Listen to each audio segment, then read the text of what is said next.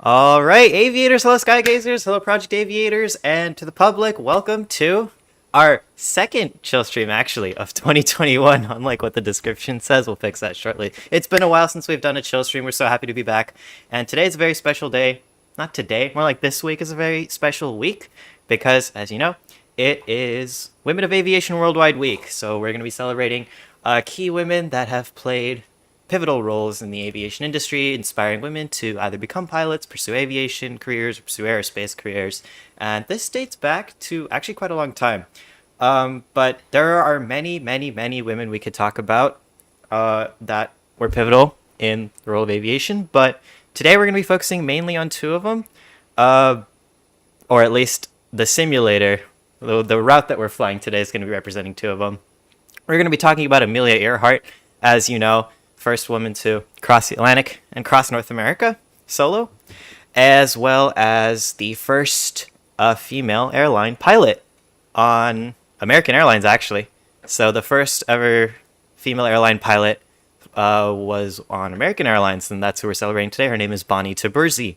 And we're so excited to get into all of that, but we will get into that as soon as we get in the air. Right now, we're about ready to push back. As you can see, the pushback truck on the bottom left right here. So we're ready to get out of here. So let's just go ahead and jump straight into the cockpit. We are in the Boeing 737. What happened here? Stabilizer out of trim. Oh, I can fix that, I guess. So we are here in the Boeing 737. Take a look and gawk at this cockpit. As we're pushing back, we're going to allow you to hear some amazing airplane sounds and stuff like that. So just sit back, relax. We're going to have cockpit ASMR for the next 2 minutes or so as we get out of here. So I'm going to increase the plane's volume, and let's get out of here.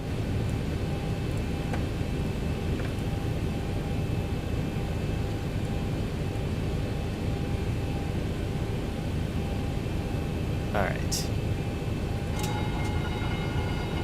Starting pushback, and you may start engines. So you might recognize this part of flight. It's when you push back, gate bridge leaves the plane, as you can see, and we're just getting out of the gate, getting ready for takeoff. And we're going to be talking about our route shortly. But first, let me just make sure everything is good up here. All our electricals are set. We don't want... I'm going to turn off the air conditioning for a second. That's something you might notice every time you've started up an engine, or at least you've been in an airplane and the engine was starting, you'll hear the air conditioners often turn off. And so that's pretty normal. Alright, so we're going to check. We're good here. Isolation valves are open. Circulation fans. Okay, let's go ahead and start the first engine. Be on the right side. Set it to ground. Engine is starting up. Let's see if we can hear it.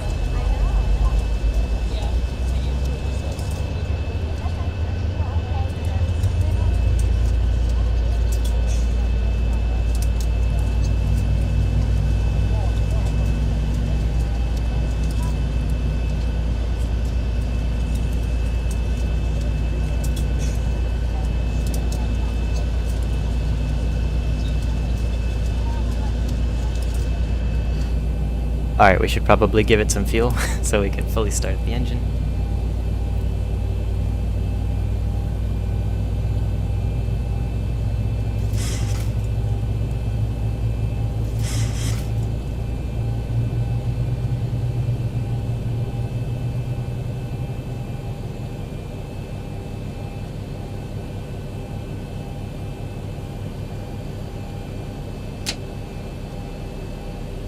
Alright. We're good on the first engine. Let's go ahead and start up the one on the right.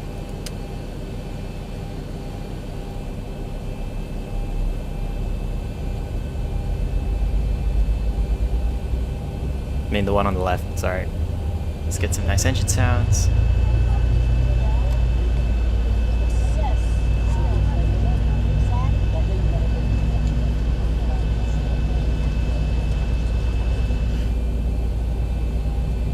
Alright, let's give it fuel.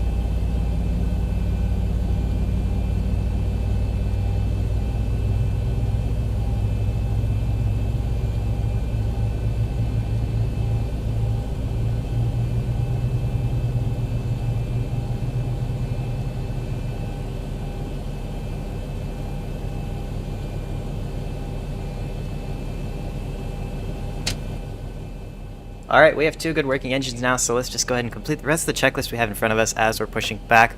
There's just a lot of button pressing to be done, essentially, but we're just trying to switch our electrical power. So obviously, all these displays and buttons and everything needs electricity to run.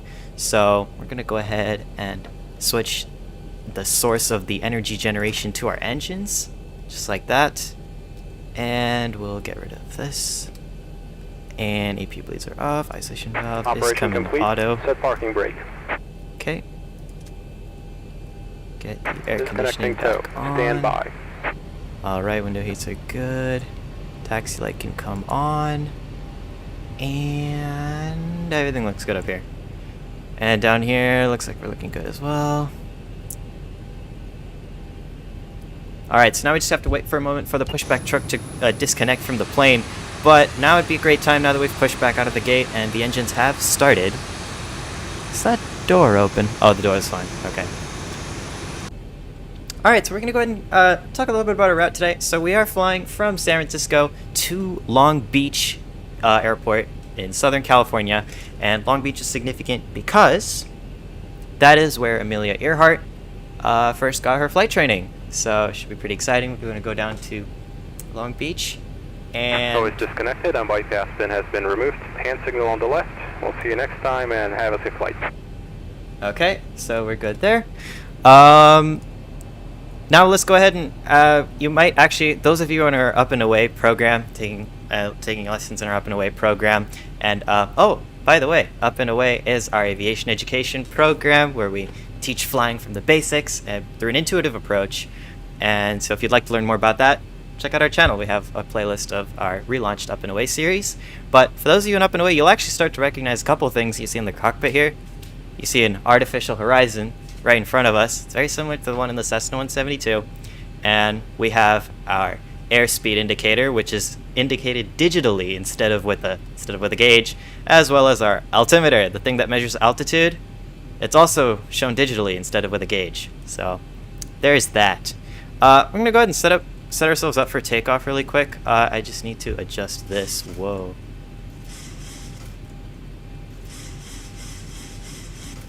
I gotta say, this is a pretty bad time for things to go wrong. Is your trim acting up? Yeah, it is acting up. I wonder if it's... Do you have a trim button? No, of course it's There a we go. 737. Alright, there we go. I got it to work. It's okay. We're good. Manual. Now, you're gonna hear a pretty annoying sawing sound for a moment, but in the meantime, we're gonna go ahead and test our flight controls. You'll remember if you're in Up and Away series, we have, what's that? Ailerons to bank our plane left and right. We gotta test that those work. Okay, well, this is full left, remember, and this is full right, because the right ailerons come up like this. And remember how we have elevators to pitch up and down, so we're gonna test those as well. This would be down, hope you remember that. This would be up. Same thing, just on a big plane. And finally, the last thing we have to check is our rudder or horizontal steering, lateral steering. Like, no, this is not lateral, is Vertical. it? It's Vertical steering. The axis is vertical. like you're swiveling in a chair. Remember that analogy, just like that. Okay, we're good over here with the flight controls check. So let me go ahead and see if we can figure out how to fly our airplane. You got to hear this annoying sound just a little bit longer. And come on, any day now. Good. Okay, we're gonna release the brakes and get out of here. So let's get out of here. Oh, We have I to just speed wanna- run ourselves to the runway. And yeah, Yuvraj, go I was ahead. hoping you could show them a flight controls check from the inside, show them what it properly looks like, but it's fine. Well, you might remember from the Cessna, you have the yoke, the thing that you have to steer, kind of. Fly your plane, basically. We have the same thing here. It looks exactly the same. You go full down, And full if up. you look just at like the central panel, at the bottom right of your screen, you can see the indicators moving, and that shows the pilots that the controls are free and active. Yep. Yep. Just like that. That's about it. All right. So I am going Oh, to. Careful. Careful. I am going to like We're taxi really fast to the runway because it's pretty far away and we want to get out of here as soon as we can. But as we'll be heading up to 35,000 feet today on our flight. And I already mentioned we're flying American Airlines to celebrate. Yeah, we are flying the American Airlines livery. One more thing I'd like to mention, though, you'll notice that's the old gray metallic American Airlines livery, and the reason we've chosen this to fly on stream today, before I Tokyo drift across the taxiway, is to... this is the livery of airplanes that Bonnie Tiburzi, so first female commercial airline pilot, this would be the American Airlines was using this color on their airplanes, so the metallic, super cool, and we just thought, let's match up history as accurately as possible. That's what we're doing right now. Let's see if I can figure out how to fly this plane. Right. Yeah, that's all I gotta say for now until we get to the runway. Taxiway Bravo 1? Oh, I'm not following taxi instructions for now. Oh, you're just looking at the map? I have an idea of where the runway is, so I'm just gonna, No worries. get there. No worries, he's taxiing like a regional pilot. You're wondering what a regional pilot is? They fly these tiny planes right here. See this? CRJ Regional plane CRJs. pilots. Oh, whoa, okay. Let's get... We are officially a taxi hazard. let's not do this in real life, folks. Okay. Okay, now we're good. We gotta slow down a lot. Uh-oh. Alright, we have a lot of curving taxiways right here. If I didn't kill the brakes already, I don't know. Keep going to taxiway Zulu 1. That was Bravo 1. Keep going to... You wanna go Zulu all the way 1. to the end? All the way, all the way. Yeah, there's Zulu 1. Okay. We need tons of runway. Yeah. Alright, let's go ahead and get ourselves to the runway. So if you're wondering how I'm coming up with these taxiway names, it's because I'm looking at an airport diagram on the screen on my computer. So you can look at it too if you go to skyvector.com. It has a lot of maps, and then if you open up the flight plan option, play around with it, enter KSFO into either the destination or the departure, and you'll be able to see all the charts that we're going to be using. Alright, so now I'm just getting ourselves ready for takeoff. We just turned on a bunch of lights. As you can see, we now have the flashing lights on the wing here. Oh, we're showing that for a second. There you go. You see the white flashing light? You can kind of see the flash. Yeah, we just turned that light on, as well as other lights to make it bright. They're called landing lights, but we'll go over lights in a future lesson if you're part of our Up and Away program. Down here looking good. I'm just gonna switch that to communicate properly. There's our traffic control frequency. I don't think I'm missing anything. We should probably arm that. And LNAV, VNAV. Looks about right. Okay, it looks like we are ready to bust on out of here. So let's go ahead and line ourselves up with the runway. I'm gonna go ahead and increase the flight simulator sound so you can get some nice engine roar on takeoff. Is it yeehaw time? It is yeehaw time, so let's go ahead and increase the sounds. Right. I'm going to turn off my camera. I'm going to turn off my officers' cameras as well, so all you'll get to see is the plane. And how do I do that? How do I use a computer? There we go. Alright, let's line ourselves up here. Line up, buddy. Line up. I should probably learn how to fly an airplane. Okay. We're good. Am I missing anything? There's always something I'm missing. I just... it stresses me out. Real quick, are we doing a toga takeoff or an N1? Toga. Although it'll probably show up as N1. So, alright, here we go. It's engine roar time. We're gonna set our throttles 50% up. And thrust is looking good. Toga. You have it on one side. That's good enough.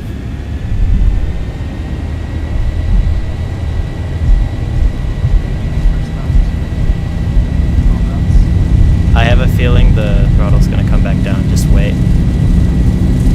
We're accelerating pretty slowly. 80 knots. 80 knots, let's check. Plenty of runway. Check would be one speed of 148 knots.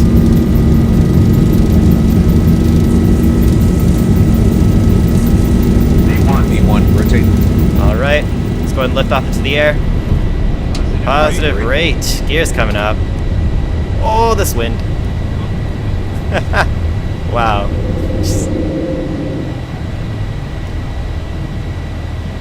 Alright. Looking good. Is the gear up? Gear's up. Good. Let's go go ahead and climb. Let's like rocket launch out of here. Yeah. All right. 1,000. I'm gonna increase the map mode a little bit. All right. Bay Area is looking extremely pretty. Yep. Take a look at some Bay Area views from the cockpit. Not bad. No, not too shabby. And I'm sorry. Are you still hand flying it? Yeah, I'm still hand flying. I'm gonna hand fly it up to like 20,000 maybe. 20,000.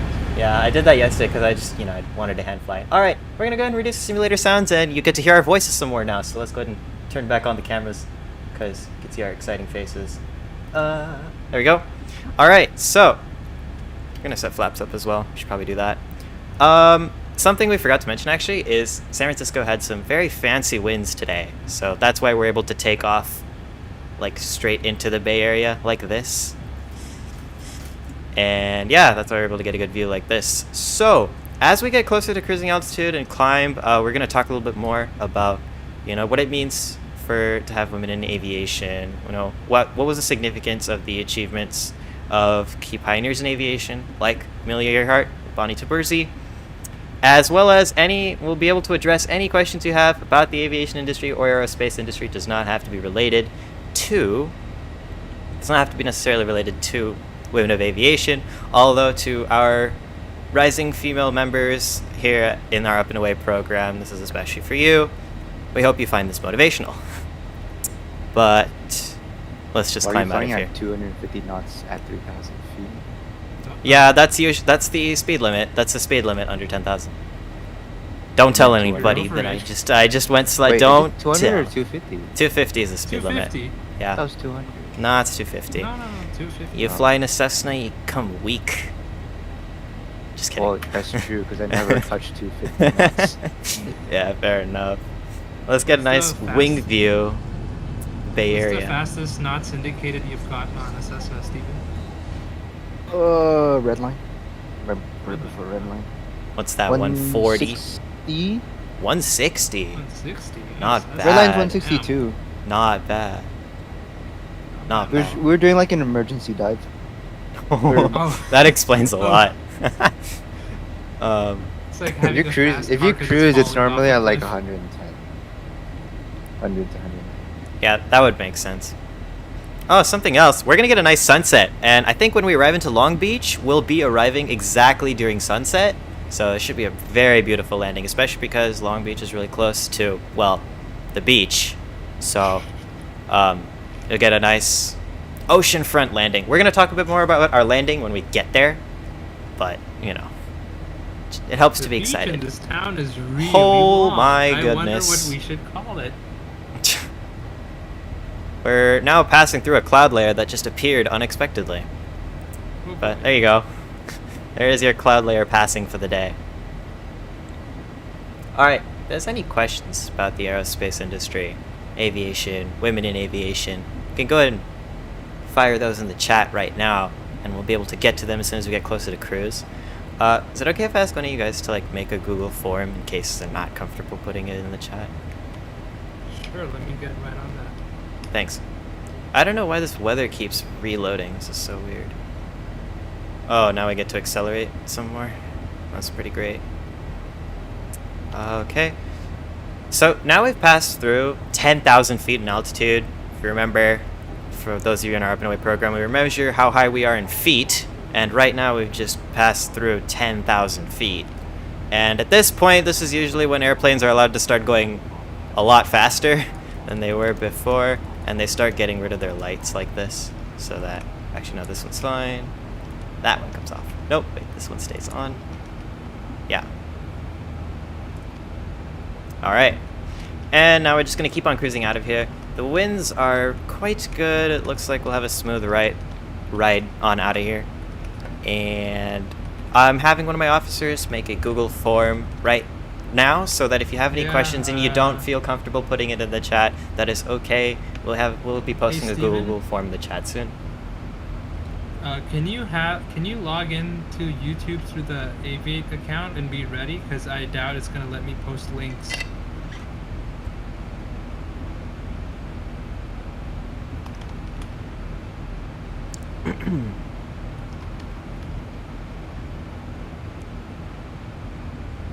Want to get me? You can send it to me. I can send it. So. Thanks. All right. Something else, those of you in our Up and Away program, you'll notice, there's something I didn't mention, actually. We have the other thing here. Remember vertical speed indicator, how fast we're climbing and descending? That's also indicated right here. Digitally, of course, not with a gauge, but it has a similar arrow right here. So you might remember it from the Cessna. We have our vertical speed indicator. It's very similar here. So a lot of the stuff here is really fundamental. A lot of what we're learning in Up and Away is really fundamental to flying literally any plane that you see, as big as this or as small as the Cessnas. So I should probably continue this climb to our cruising altitude, 35,000 feet. Okay. Niraj, when you're ready, you can just start popping off for anyone about our key figures of interest. Definitely. I'm just gonna quickly get this link ready for the form. Okay, that's a very simple form. It doesn't collect any personal information. All it asks for is your questions, so feel free to hit it up. Okay, I sent it in the officer chat, Stephen.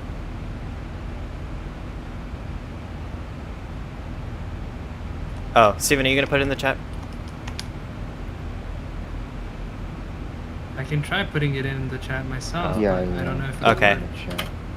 All right. So, I mean, I am still hand flying it right now, but when you get to planes as big as these, it can literally fly on its own. Like, even though I don't have autopilot turned on, but I'm not touching the controls right now, and it's like climbing perfectly on its own.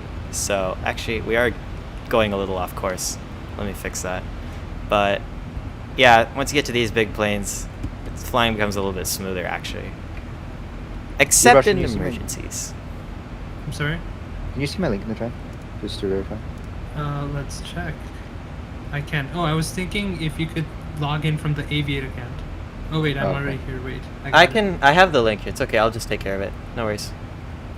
Here, I sent it. It's I'm gonna in set there. up a Discord push to talk.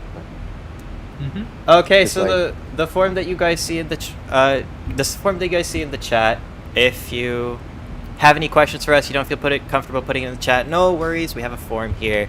You can click on the form. It asks for literally nothing except your questions. So if you have any questions for us that you'd like us to answer on stream, there you go. All right, let's change the pressure thingy. Oh, I should probably have the form open in case anyone asks anything. In case anyone has questions. You can also email us at flyprojectaviate@gmail.com. We'll go ahead and throw it in the chat if you'd like to email us your question. We'll be answering those on stream as well. But for now, whenever you guys are ready, we can start. That's our email, by the way, flyprojectaviate@gmail.com. All right. Should we talk about Amelia Earhart first, or Bonnie Tiburzi first? We can talk about Amelia Earhart. I mean, I'm guessing All she right. came first. So. Yeah, fair enough. Yeah, but she was basically an aviation pioneer, a woman aviation pioneer, and she was the first female aviator to fly solo across the Atlantic Ocean. So she crossed the Atlantic Ocean all by herself. Sorry, and she was the first woman to do so. Mm-hmm. So she was born in Kansas, and she got into aviation really early, in her 20s, and yeah, she did all kinds of distinct. She set a lot of records in aviation, being the first female pioneer, basically. She was also a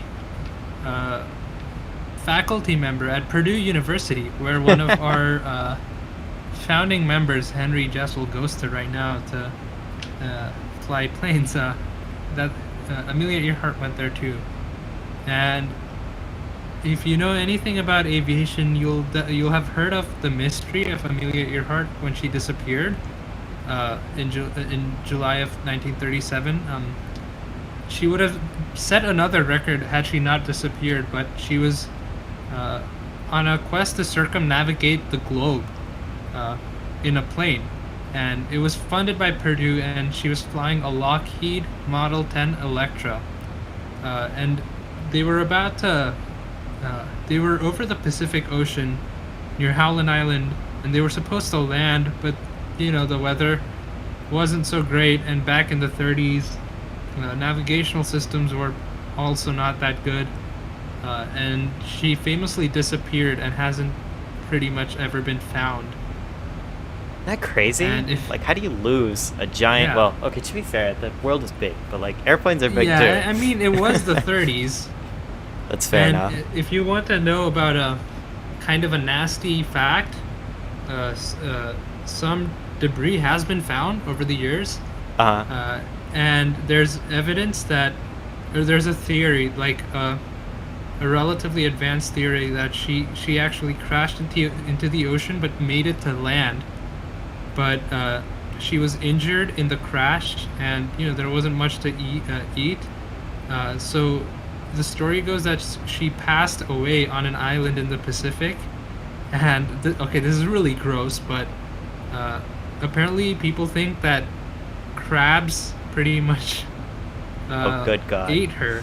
Yeah, it's pretty disgusting. Yeah. And not just any crab. I was kind of terrified the first time I looked it up, but there's these giant crabs on some islands in the Pacific called coconut crabs. Pretty much, they're huge, size of a trash can, pretty much. Oh, jeez. Yeah, Yeah, they're huge. wow. So if you want to be grossed out right now, Google that. That's If you not wanna why be we grossed, brought I'm warning people you. to the stream. I know, that's why I'm warning them. If I wanted to really gross them out, I wouldn't tell them anything. I'd just be like, look this up. But if you really want to be grossed out, you've been warned. You can look up coconut crabs. But yeah, the story goes that her body was pretty much consumed by them after she passed away, and that's why no one found her.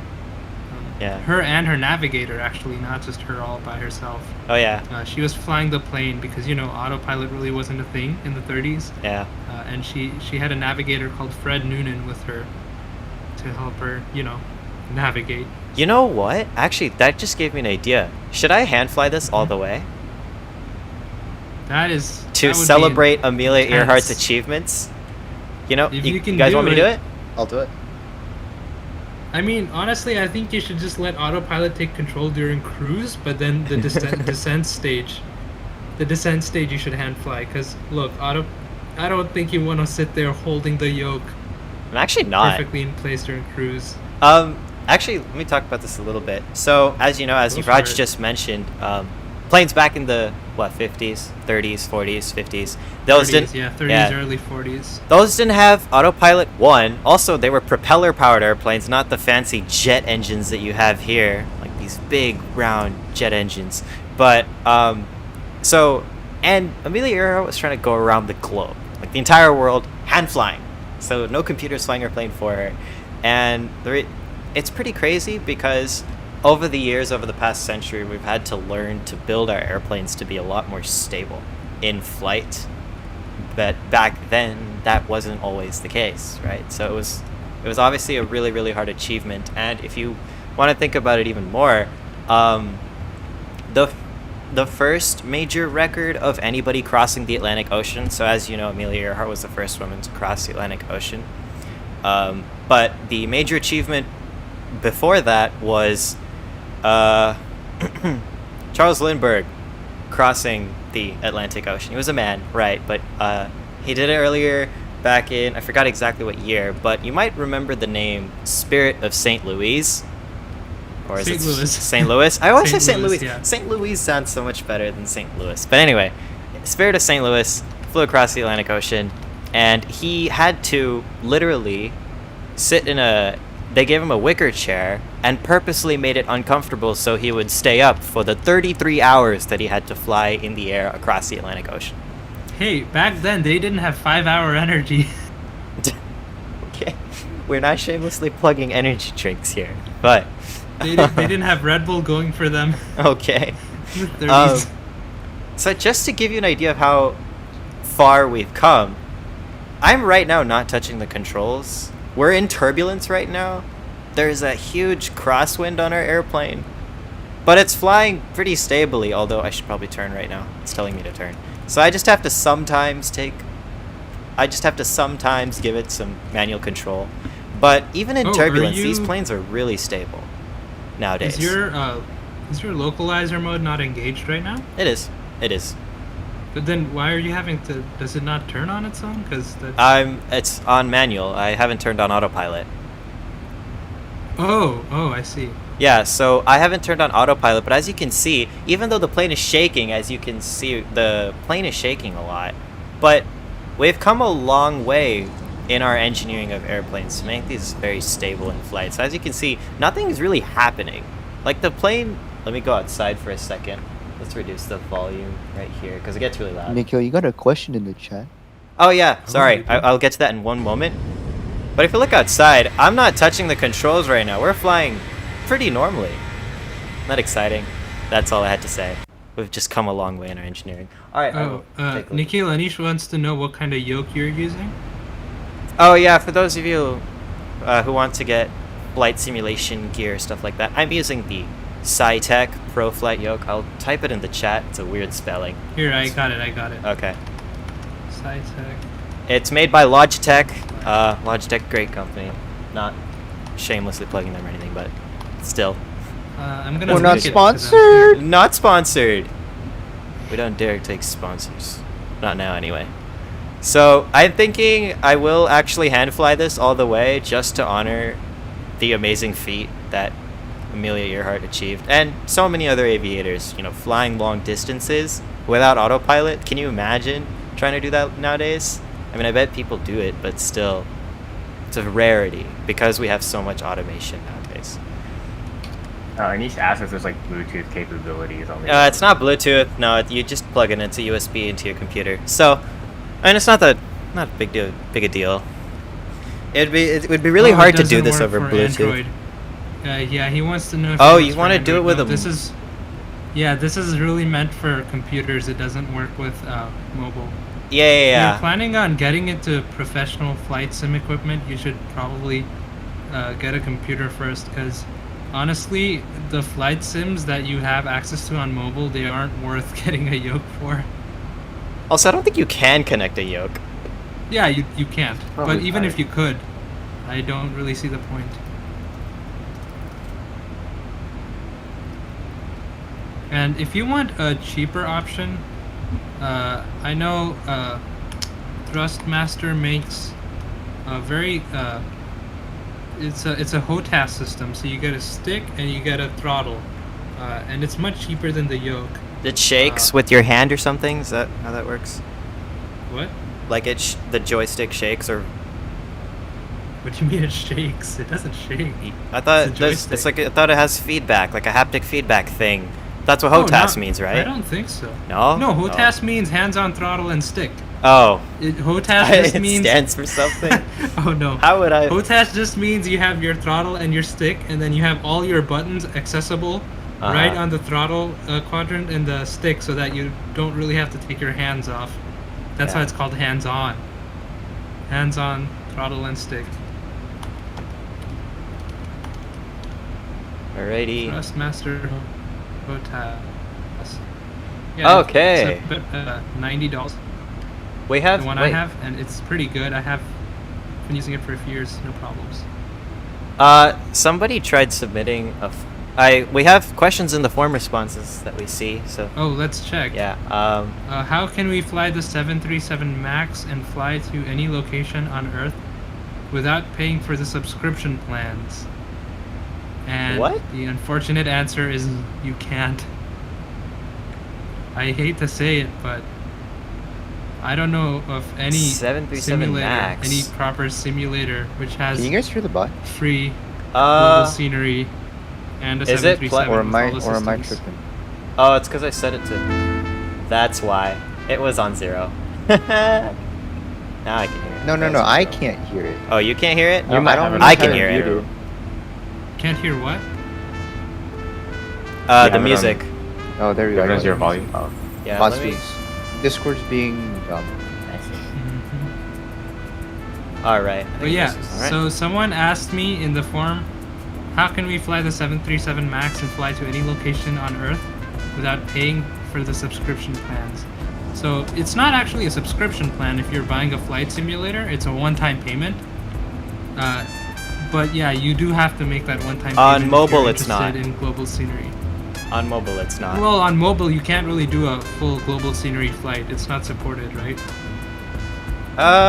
No, you can. X-Plane Mobile does have the whole world in It it has now. global scenery? Yeah, it does, but it's like it's like how Microsoft Flight Sim does it. It basically, the world is stored in a server on the internet. You need access to that, and then it downloads scenery patches. Yeah, It downloads it. yeah, Okay, it works got like it. that, and that's pretty cool. And it's cheaper than Infinite Flight, which is the other mobile flight That's sim true. that I think it has global scenery. But Not it's sure. it's not as pretty as X-Plane. There's that, yeah.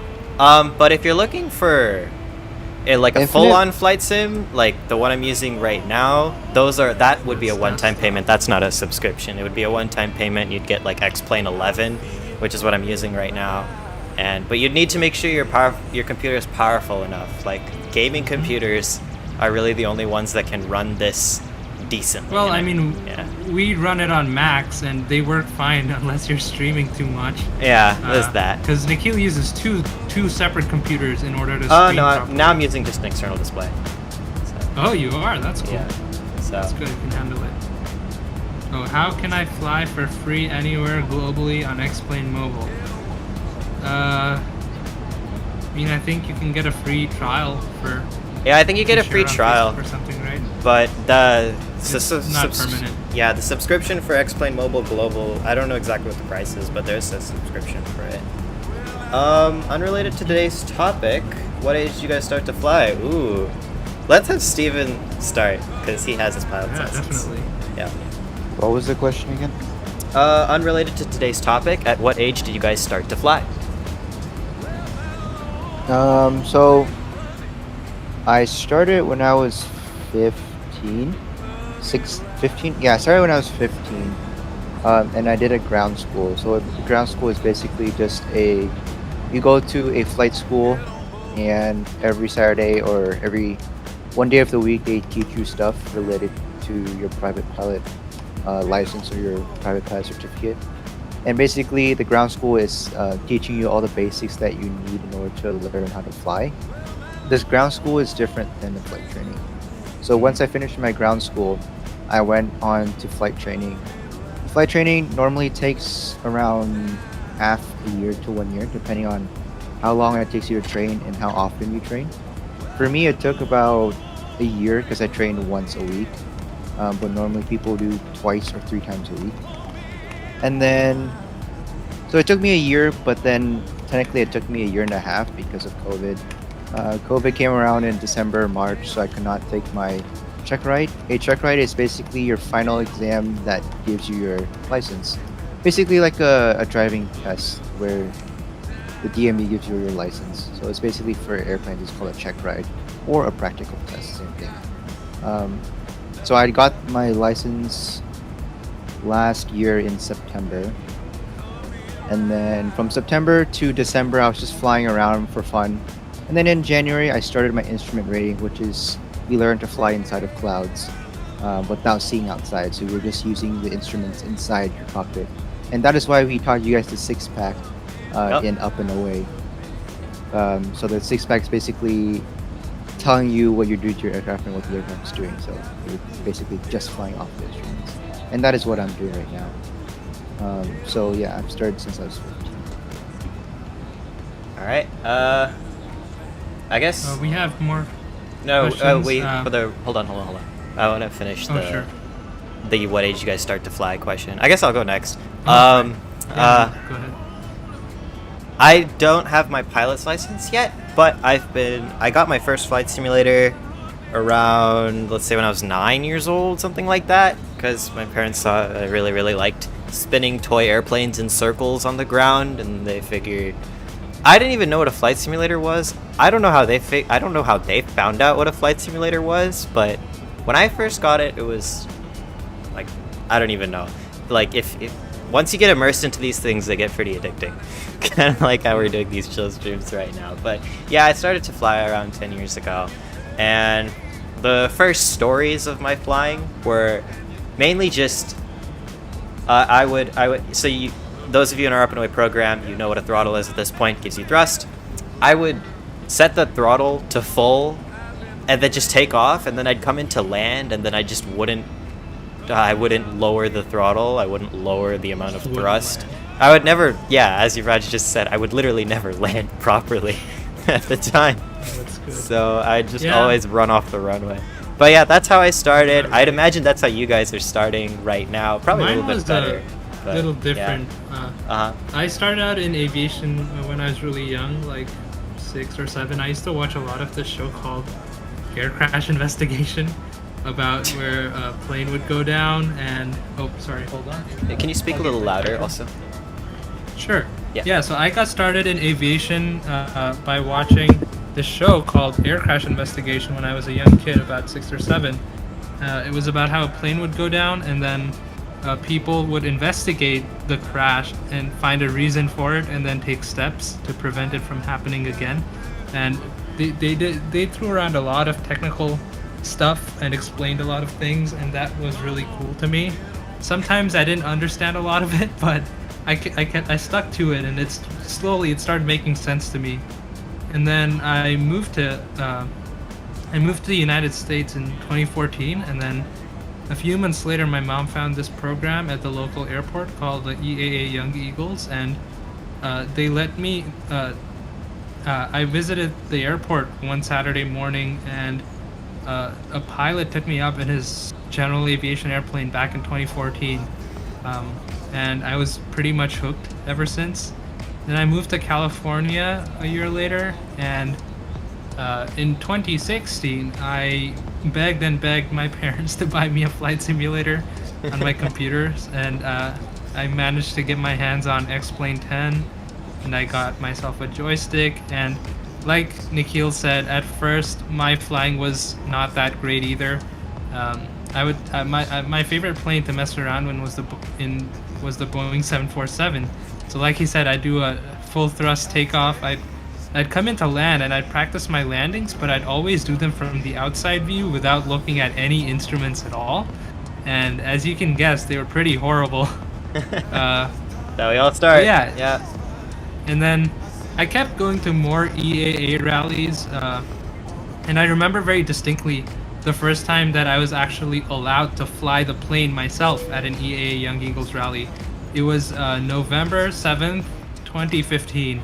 I remember what clothes I was wearing, and I remember what the weather was like, and Oh my god. I remember the plane I was flying was a Vans aircraft RV4, and it was actually a small home build. I'm not entirely sure, but I think it was an acrobatic plane, but it was one of those really cool planes with the seating. It was the pilot, and then I was behind him, and we weren't next to each other, and we had the bubble canopy on top. So the views were just immaculate. There was nothing obstructing my view outside. It was a clear day, and I got to fly that plane that day, so that was super cool. Soon after, I started volunteering with Young Eagles, their EAA Young Eagles program, and I wasn't a pilot, so I couldn't. I still am not a pilot, so I couldn't take the kids flying, but I had to watch out for the safety of everyone attending. On the airport apron, because there's busy aprons, aircraft taxiing around with deadly spinny chop propellers, and kids running around on this dangerous apron. So I had to make sure that people didn't chop their heads off and stuff. It was pretty cool. Quite a duty. Yep, running on the tarmac. Did you just say the one curse word that you're not allowed to say in our program? I said apron. I might have messed up. You will receive a reckoning now for using the one word we do not. Are you gonna give me a phone number? Yeah. Oh no. Carry a copy down. And then in 8th grade, I actually went to flight school. I did the ground school segment in flight school at Aerodynamic Aviation at Reed Hillview Airport. I was planning on starting to get my license then, but I decided to wait because I wasn't entirely sure if I wanted to become a pilot or not. So I did my ground school, and then I kept the flight training on pause. In the meantime, I was still volunteering with the EAA, going on flights. I was being allowed to fly the planes with the pilots more often, so that was great. And more simulator time for me. And then around 11th grade, or no, the end of 10th grade was it? Yeah. The end of 10th grade, I think we started Project Aviate. Henry kind of pulled us all together, and then we got to know each other. We got all the paperwork set up with our school, and we started the Project Aviate Club, and that pretty much sums up my story in aviation until now. Nice. You already talked about how you did ground school, right? Like 500,000 in 8th times. grade. Yeah. Yeah.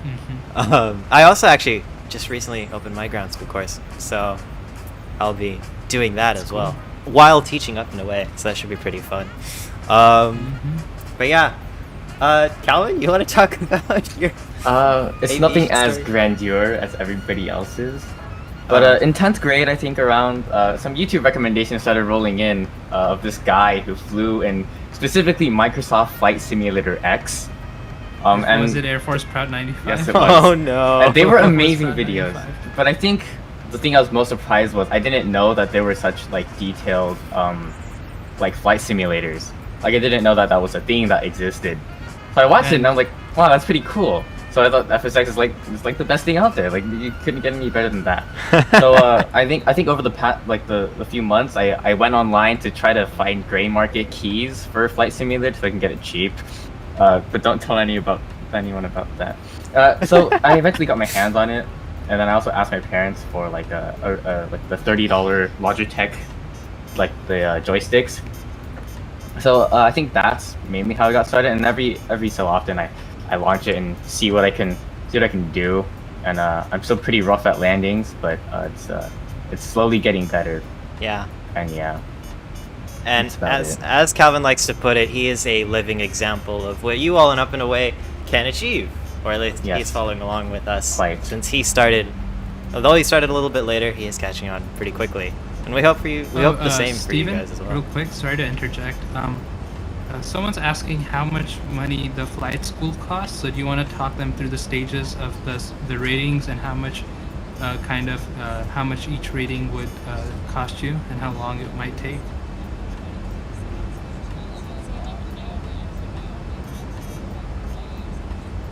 Steven? You there? Wait, hold on. Give me a second. My Oh, computer is dying on me right now. All right, Oh, no yeah, worries. no, we'll take get your to your time. question in a bit. Thanks for asking your questions. I mean, I can kind of Okay, I half can answer that. I can hear you guys now. Okay, I was cool. watching a video and then my CPU capped out, so you guys like. What was the question? Sorry. Right, so someone in the chat is asking how much money your flight school was. So I think it would be a good idea to walk them through the types of ratings there are. You know, PPL, and then your IFR, your commercial, your multi-engine, and so forth, and kind of how much each one would cost and how long it would take. Kind of give them an overall idea. Okay, so it really depends on how often you train and how often you study, because the more you study, the quicker your training is going to be, and the more you fly per week, the more you can remember and learn things. So that means it shortens your training time. And also it really depends on where you're doing your training and what flight school you're doing your training. So when I say where, it depends on, basically where you live. Like in California, everything is more expensive than any other state. So if you go to a flight school like what I did, you basically go to a local airport like Reed Hillview in San Jose, and you go to one of the flight schools at the airport. They will basically have you do your training there, and it costs. So you need about 40 to 60 hours. 40 to 60 hours for your private pilot license, and most people 40 is the minimum that you need, but many people take more than 40. So for me, it took about like 60 to 80 hours to get my first license, which is called the private pilot license. And It really depends on the school, but I would say it costs you around 15 grand, $15,000 to $20,000.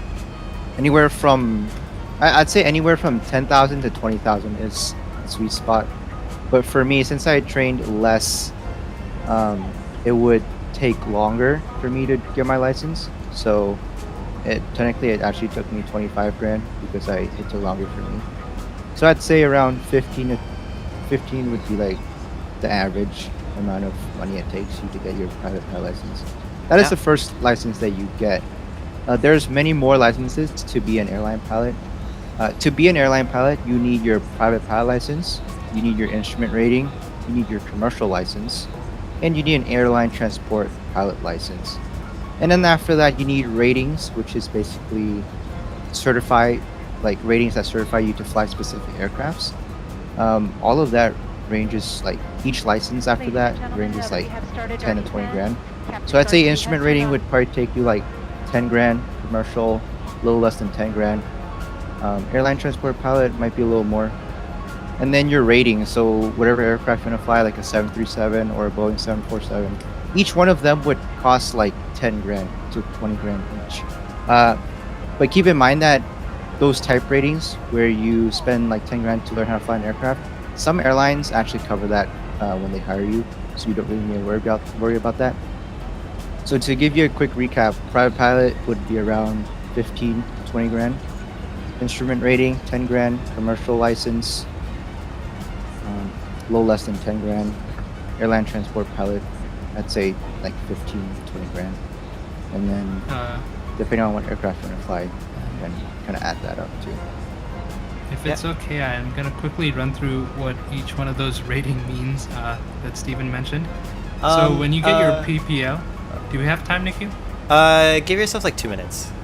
Okay, so really quick, PPL means you get a VFR license, which means your visual flight rules, so you can't fly through clouds or bad weather where you can't really see much outside. But you can fly through this weather that you're looking at right now. Yeah, kind of hazy is fine as long as the visibility is within the margins. And then your IFR rating means instrument flight rules, which pretty much allows you to fly in terrible weather and through clouds. Basically, it gives you the skills to depend on your instruments and not having to look outside to fly your plane. And then Steven mentioned the commercial certificate. And what that is it allows you to charge money and pretty much use your position as a pilot as a job. There's more, certifications and standards that you need to meet, and then the FAA will say, okay, yeah, this guy knows enough about aviation and how to fly that it's safe enough for him to fly around passengers and charge them money. And then the ATPL stands for Airline Transport Pilot License, and again, it's just more requirements and more skills that you add on that pretty much certify you to say that, oh yeah, this guy, he knows enough about aviation to fly aircraft, big aircraft pretty much, that airlines use. And then he mentioned the type rating, and again, the big aircraft, the ATPL, it's kind of all encompassing. So depending on what airplane you fly, it's going to have different systems, it's going to have different operating ranges and so forth. And that's why you need the type rating, because no two planes are pretty much built alike at this point. And yeah, that's about it. And then in the middle, a lot of people, what they do to build their hours is get a CFI rating. So what that means is a certified flight instructor rating, and what that allows you to do is become a teacher and teach other student pilots how to fly a plane, and you can charge them money for it. So it's often a good source of income for pilots who are currently building up hours in order to apply to the airlines. And then you need a multi-engine before you get your you need a multi-engine type rating for your ATPL, right? Yeah. Multi-engine and complex aircraft. Unless you want to fly an airliner that has one. Which I don't fair think, enough. Which I don't think there is. I want to brief them on the approach. Okay, yeah, that about sums it up, and Nikhil's gonna show you how we're gonna descend into Long Beach now. Yeah, so we want to also talk a little bit more about Bonnie Tiburzi, so that's the other a female aviator that we would like to focus on this stream. As we mentioned earlier in the stream, she flew American Airlines. So when she first started, she was flying on American Airlines in the livery that you see right here, the metallic gray livery. So that's what we're flying right now. Really quickly, before we talk a bit more about her, I'm just going to talk to you about what we're going to do landing today. So as you can see from the wing view, this is Los Angeles, right? Or Los Angeles is somewhere down here somewhere. Or is this Los Angeles? This is the Los Angeles area that you're looking at. So we're flying south of the Los Angeles area into the Pacific Ocean here. And then we're going to loop-de-loop, come back around and fly the most simple, most primitive of approaches, I guess, called the visual approach. And that's just fancy for look outside the plane and figure out where to land. Just as people back then in the 30s, 40s, 50s were doing. So we're going to be using landmarks to find where we have to land. Right now we're setting ourselves up to do that, and let me show you really quickly what this entails. So let me show you what we have. So this is the chart that Yuvraj was mentioning, that we often have many charts in aviation that you can look at on SkyVector. This is the website you could go to if you wanted to look at some charts. But for now, we're going to look at the simplest kind of charts that we see here. There it is. We're going to look at the simplest kind of chart, and these are usually the visual approach charts because there's not much going on here. It just tells you some landmarks. So if we were to look right here, we see the Emmy and Eva oil platforms. So we got some oil rigs that we have to look for when we're flying into Long Beach, and you'll get to see those shortly. And so we go fly over the oil rigs, and then we turn up until we see the airport. So the airport is shown right here, and we just got to keep looking outside the whole time, looking towards the airport over there, until we're about ready to line up with it, and then just come in on the approach. It's really similar to our previous Up and Away lesson. Those of you in our Up and Away program, it's really similar in that we're looking outside, checking where the runway is, maneuvering our plane to line ourselves up with the runway. So we're going to be doing that kind of approach here as well, even in this giant plane that's got so many computers and can probably land itself. We're not going to do that today. We're going to live the primitive aviation spirit and do visual approaches, also because it's more fun. So that's basically what's happening on the approach. Oh, I should probably show you the map. The route that we took on this flight was basically we were flying mostly over land, so like the middle valley-ish areas of California, flying over land down south. And as you can see right now, we're flying over the water, and we're about to commence this turn that will bring us towards the airport. So this should be pretty exciting, and this map shows us exactly where we are as we speak. So the airplane is indicated right here, and the airport's over there. So we are turning towards the airport now. We're beginning our loop-de-loop U-turn back towards the airport. So that should be pretty exciting. I don't know how many times I've said that now, but anyway.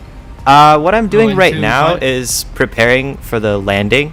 So this involves changing some of the instruments to match the conditions at the airport and make sure the plane knows the conditions at the airport so that it can calculate all the things it needs to calculate before we land. Alright, yeah, you wanted to say something? Yeah, so just to butt in real quick, you mentioned that this plane is so advanced it could probably land itself. Well, I remember looking there, exactly. It says Cat 3. Yeah. Which means yeah, I meant that it can. this plane can definitely land itself. Yep. Yeah, but the ILS system is something that we're going to save for a future Till stream if we ever get to it. It's pretty cool. Instrument landing system, that's ILS what it stands for. It's just fancy for plane can land itself. And all you gotta do is like put in a bunch of numbers, and then you're set. You're ready to let the plane land by itself. So, the other thing I'm gonna do, we are passing through, as you can see, according to our altimeter, we're passing through 10,000 feet, which means we'll start kicking on some lights. Let's go get our landing lights. Turn off lights. Strobes and steadies are good, and we'll get wing lights so that we can get Do you runway. need turn-off lights if your wheels are retracted? runway turn-off lights, well, they'll be down soon when we get to the ground. So we're about to fly through this cloud layer. Let's get a nice wing view and the sunset behind us. As I mentioned earlier, we're going to have a nice sunset approach. This technically violates the rules for a visual, but we haven't reached that point yet, so we'll make that decision when we get to it. We're not going to cross that bridge too early. Right now, let's just enjoy passing through the clouds, as we can see right outside the windshield. Oh, let's talk a bit more about Bonnie Tiburzi. So Bonnie Tiburzi was first female airline pilot. She mainly flew on American Airlines the Boeing 727, 757, and 767. So not the kind of plane that we're flying right now. Although the other planes that she was flying are, you know, I would say they're kind of more interesting than this plane. This plane is pretty standard, what we're flying right now. If you've ever been to an airport, you've been on an airplane, you've probably been on the one we're flying right now, the Boeing 737. Alright, so we're just getting through a cloud layer here. I want to see if we're able to do the approach. To show you what an American Airlines Boeing 727 looks like back in the day. Let me pull that up. It was a nice 3-engined airliner. And yeah, there we go. Google Images. 3 engines, very shiny, beautiful metallic plane. This is the kind of plane she flew, and this is basically, oh, her picture's not here. Let me find it. There we go. This would be the cockpit of that Boeing 727. Here's a little bit more detail. Where is the clear picture? There was a clear picture of the cockpit somewhere. But anyway, this is the cockpit of that plane that she would always fly. Bonnie Tiburzi, back in 1973. So we're That's also the year my dad was born. That was a while ago. Funny coincidence. So yeah, so we're also here celebrating her, and every year we'll be having these show streams every year. Obviously, Women of Aviation Worldwide Week is an annual thing, and we will be celebrating it every year, but we'll be celebrating different women every year. But this year we decided to start with Amelia Earhart, because that's probably the female that most people know the most associated with airplanes and aviation. And we just lost all our clouds, which is pretty sad. But that also means we can actually hand fly our approach. So that should be pretty exciting. You guys want to add anything before we begin our descent? Alright. Lights are looking good. Lights are good. We should get seatbelts on. Make sure everyone's sitting down. Oh, never mind. I was gonna say turn on some more cockpit lights because it's gonna get dark, but you probably don't want that. I'm not into the cockpit lights thing because most of the displays light up the cockpit for the most part, and I like to save energy. You know, I'm a tree hugger. I like to save the planet. Green energy. I'm kidding. even without that, I'm pretty sure you're not supposed to have lights blaring in the cabin or the cockpit during landing or takeoff in case there's an emergency, because your eyes need to be accustomed to the brightness outside. So if you need to evacuate the plane, you don't get suddenly blinded or can't see outside. Oh, that's interesting. I didn't think about that, but that makes a lot of sense. If you ever go flying at night, they'll dim the lights during takeoff and landing, unless they're a terrible airline breaking safety rules. All right, so this is the point where I'm gonna take manual control of the plane. So this is the most exciting part of the flight. It's the landing, and let me pull up the chart. All right, let's disconnect autopilot. Fly it manually. So as I mentioned previously, we're aiming for the 2 oil rigs, Amy and Eve. I forgot what they were called. Hold on. Let me look it up. I have the chart open right here. The And you're Arsenal. supposed to know how to find the outside air temperature in the 737? Emmy and Eva. Outside air temperature. The outside air temperature is indicated on this middle display right here. So, all right. I'm doing like 5 things at the same time. Sorry. So, as you remember, 2 oil rigs. We're aiming for that. And we want to be at around 1,600 feet of altitude before we start turning onto our final approach towards the runway. So that's what we'd like to aim for right now. I've dialed in 1,600 feet on our altitude setting here. We'll go ahead and get rid of the auto Are throttle. you set on the localizer? Is it? Are you gonna catch the localizer and hand flat, or are you just not using the localizer at all? I have it dialed in, but I'm probably not going to use it, so... I mean, yeah, it's just gonna be a reference, right? Yeah, I just realized I turned a little too sharply. I was supposed to aim for this point right here, but did I aim for the wrong rigs? I did this approach yesterday. I don't know how I could aim for the wrong oil rigs. There's literally no oil rigs out here. Let me double check. I think you went, yeah, you went over the Anaheim Bay, and yeah, you were too far to the left. Might be. But I think we'll be fine on the approach so far. We're still pretty low, and we'll be able to slow down, so that should be alright. And friends, that is where ForeFlight comes in. We're not sponsored by ForeFlight, but ForeFlight allows you to put your position on a map with the approach chart overlaid. So that you're you gonna can drop know that exactly where gear, you're flying. Nikhil? I'll think about it. So what I'm doing right now is actually called a delayed deceleration procedure.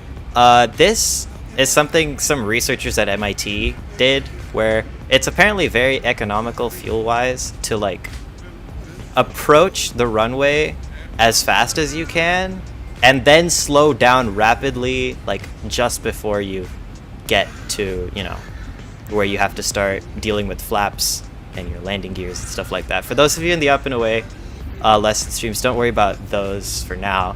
But basically I'm just coming in really fast on purpose. And we'll slow down rapidly soon enough. Although I should probably get like some flaps out now because we are... Yeah.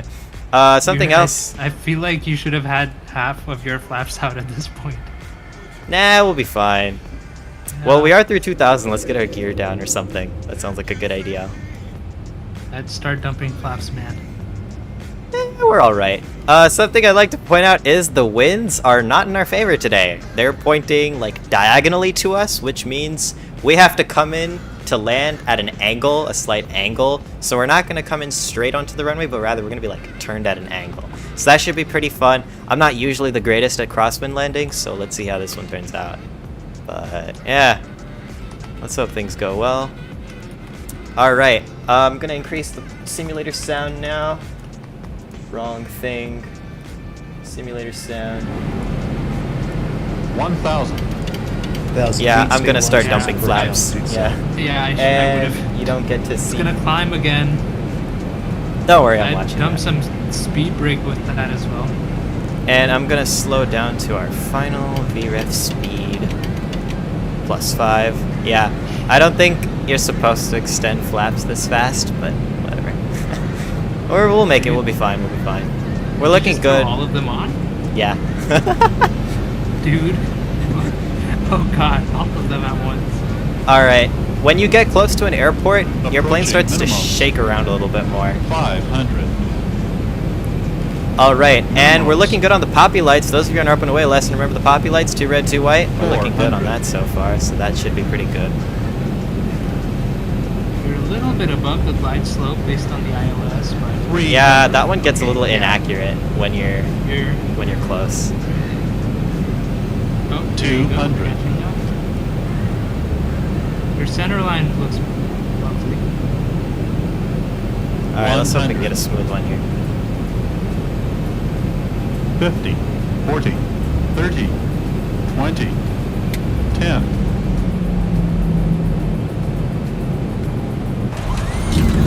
I went back into the air a little bit. It was an alright landing. It was pretty average. It was pretty average, as you can see. I think Except- you're being a little tough on yourself. I liked it. It says acceptable. Pretty good. Yeah. Not the greatest. But Good job on the yoke. You're turning What's it the a little bit. center line, bruh? alright. You ain't even on the center line when you touch down. I'm sorry, Steven. Would you like to fly this airplane? That was a direct challenge. Well, I don't have it, so. No, to be fair, my crosswind landings are not the best. But hey, welcome to Long Beach, the hometown of, well, not hometown, but the flight training hometown of Amelia Earhart, aboard the American Airlines Boeing 737, which we're celebrating Bonnie Tiburzi for. So, Are you okay. on Taxuay Lima 4 or Golf? Dude, I don't even know. Let's check. We're on Alpha. Does it say? Alpha. Well, ForeFlight comes into handy. Oh my god, you really. Oh yeah, you shot up. Yeah, you shot all the way in.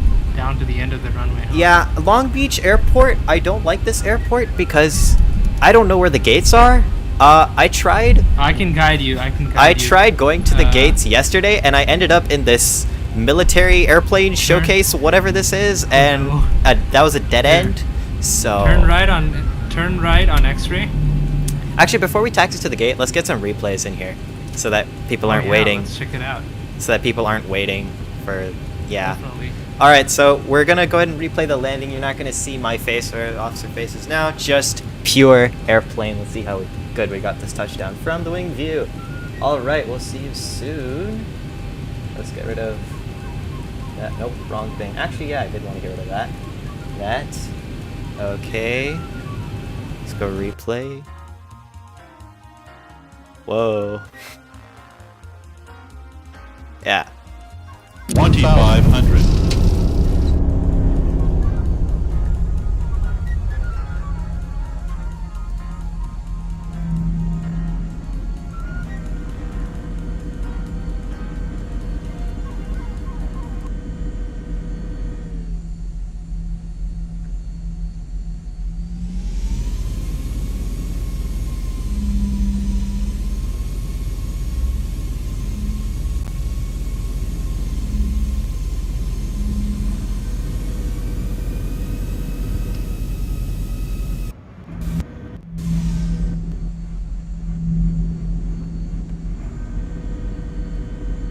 Also, I think.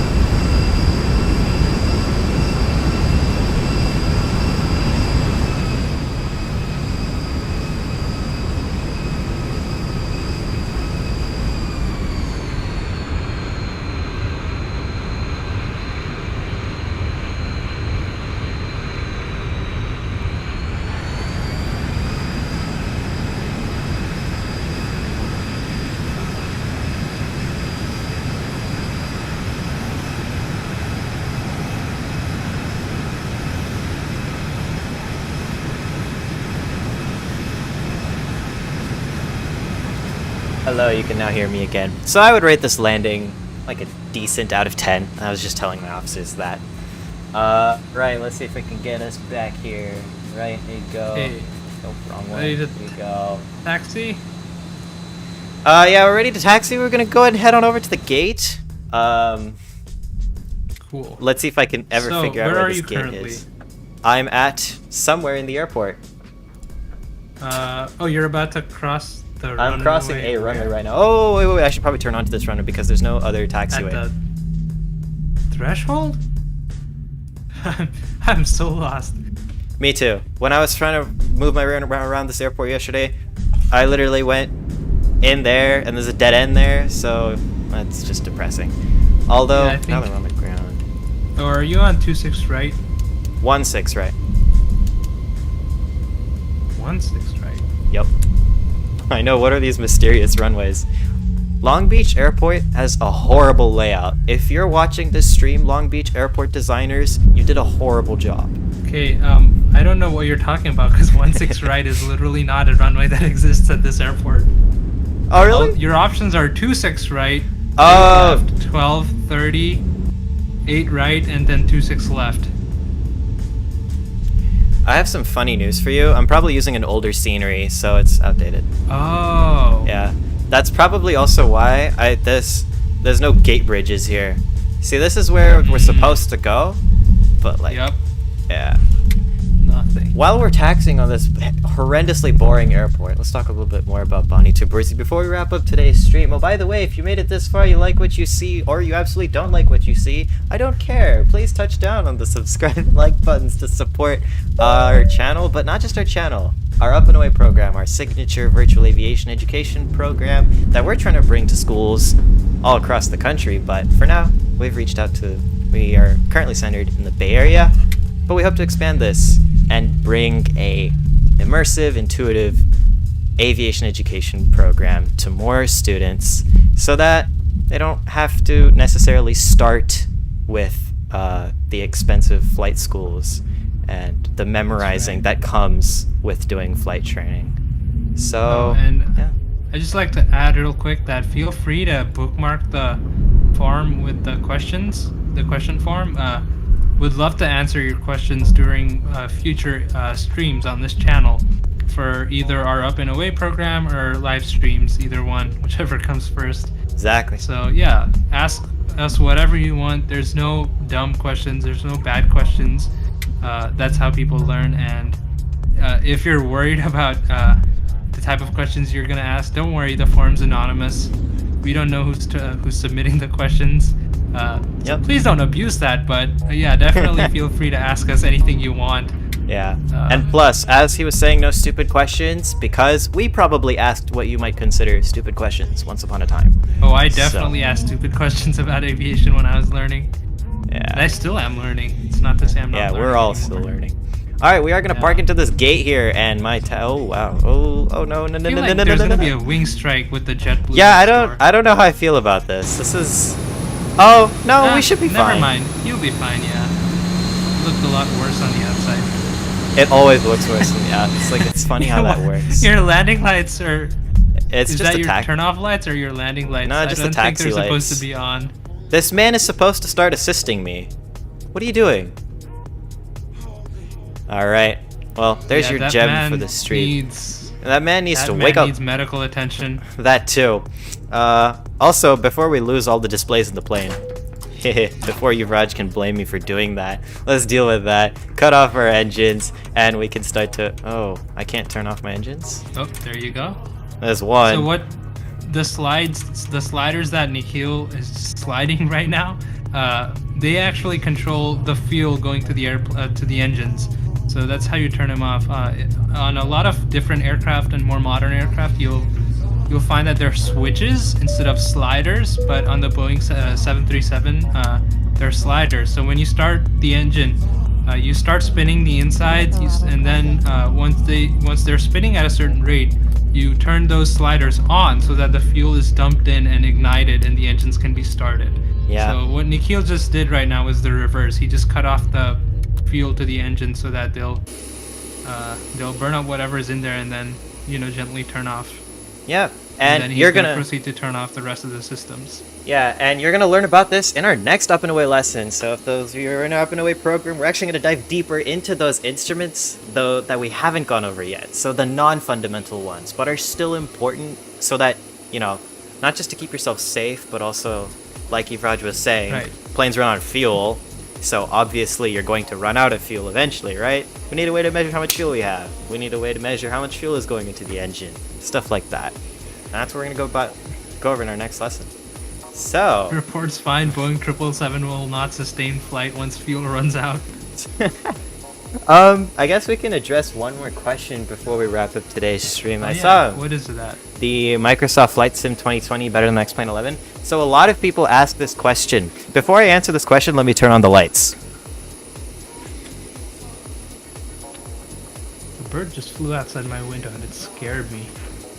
That was the weirdest departure from my computer on stream. But anyway, so a lot of people ask this question, and the thing is, Microsoft Flight Sim 2020 and X-Plane are accomplishing, at the moment, two different things. Microsoft Flight Sim 2020 is really good at the visuals, making the sky look good, the clouds look good, the ground look good, so it's got like the whole real world like in the simulator that gets downloaded from a server, and then you see it in the sim and it looks really cool. But at the current moment, though they have a really robust aerodynamic calculation whatever going on in the simulator, it's in its early stages. It needs a bit of improving. The airplanes that they have are in need of a little bit of improving, at least on the realism side of things. But that's something that X-Plane 11, which you see in front of us, has already taken care of. So planes like the one that I just flew are very realistically simulated in here. But that's just because X-Plane 11 has been around for a lot longer. There have been a lot more airplanes developed for X-Plane 11 that are really realistic and that you can fly as though fly to help yourself train for these kinds of planes. But keep in mind, no flight simulator is going to feel like real life, because the one thing that's missing from a flight simulator on a desktop is a full motion. Like, you don't, when an airplane banks, when an airplane rolls, you're supposed to feel yourself tilting with the plane, right? But you don't get that just with the desktop. Your inner ears aren't activated when you're sitting in front of a computer banking a 737 on X-Plane. Yeah, so there's that. So it depends really on what you want. I think Microsoft Flight Sim 2020 will eventually get the realism factor that X-Plane has, as well as Prepare 3D, or Prepared as people call it.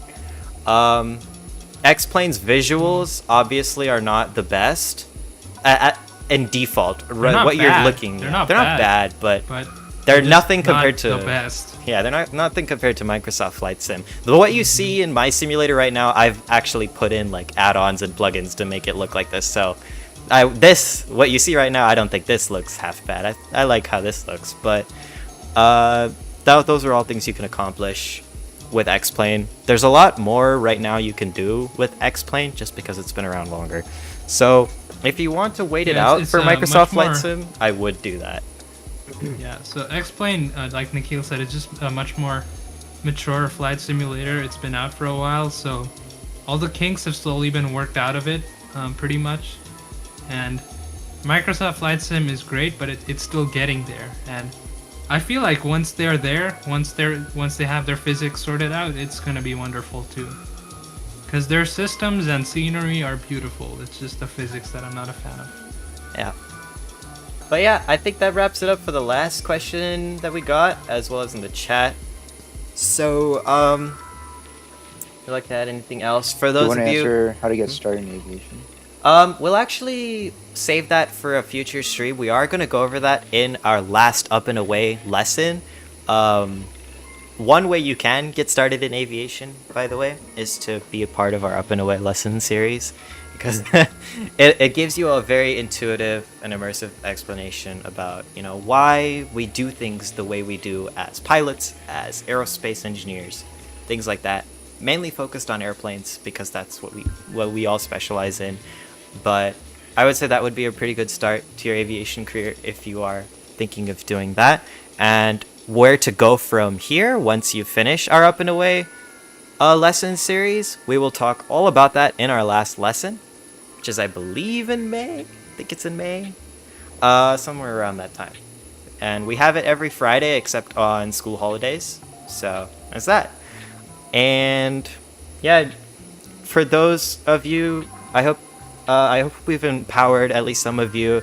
If you are females looking to get into aviation, now's a really great opportunity. There is still a huge lack of female pilots in commercial airlines. I think the most is Air India.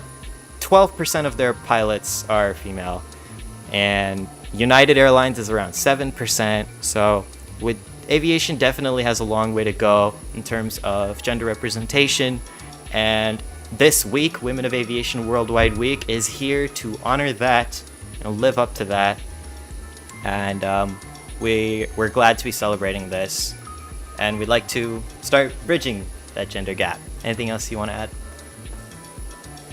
No, all good. I just want to say thanks for joining. It was a good, smooth flight overall, and we hope you enjoyed it. Yeah. All right. That's it. All right. Thank you everyone for joining. Remember Up and Away lesson this Friday. We are having our next Up and Away lesson on how to read detailed instruments, so feel free to join us there if you liked what you see. And take care, everyone. Have a great rest of your week. Goodbye. Hi, everyone.